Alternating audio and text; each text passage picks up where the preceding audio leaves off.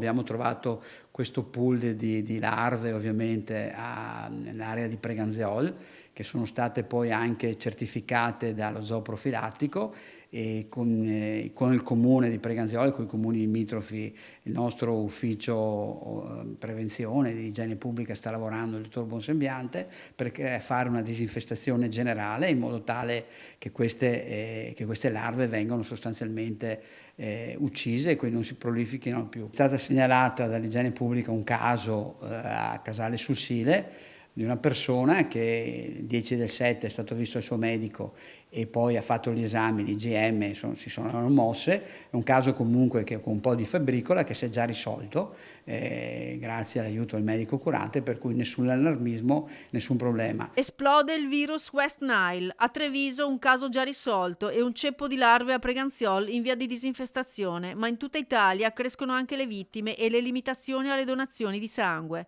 Sono già 31 le province italiane sottoposte a sospensioni per contrastare il virus, tra cui tutte le province venete ad esclusione di Belluno e Vicenza, ma in tutti i centri trasfusionali veneti Azienda Zero aveva già dato l'ordine di effettuare preventivamente il test NAT.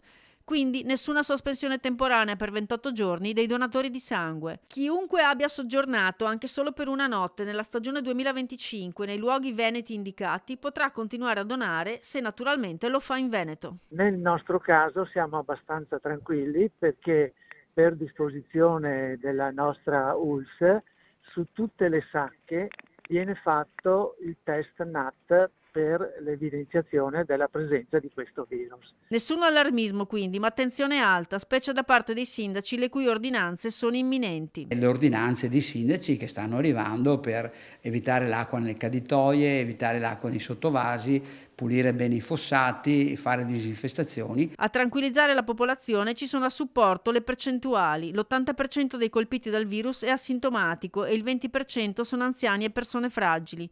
Usare citronella e vestiti chiari rimangono i consigli migliori. A Preganziol, oltre alla disinfestazione ordinaria, verrà particolarmente curata anche l'area cimiteriale, dove il ristagno d'acqua potrebbe essere veicolo di proliferazione. Il fatto di trovare prima la malattia che colpisca l'uomo consente all'uomo di proteggersi di più, quindi è un segnale di prevenzione.